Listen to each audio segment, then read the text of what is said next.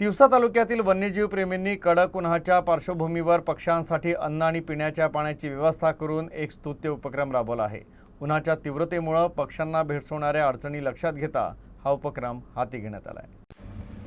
शुभम विघे आणि सागर अटाळकर यांनी आपल्या मित्रांसह इतर वन्यजीव प्रेमींशी चर्चा करून नियोजनबद्ध पद्धतीने या उपक्रमाची सुरुवात केली।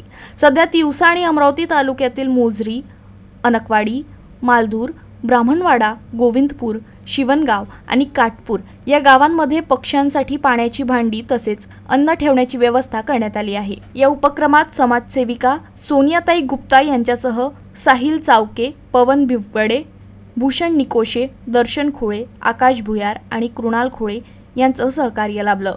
हा उपक्रम संपूर्ण तालुकाभर राबवण्याचा मानस असून भटकत्या जनावरांसाठीही पाण्याची सोय करण्याचे नियोजन करण्यात आलं आहे। तसेच नागरिकांनीही पुढाकार घेऊन अशा उपक्रमात सहभागी व्हावं असे आवाहन आयोजकांनी केलं आहे।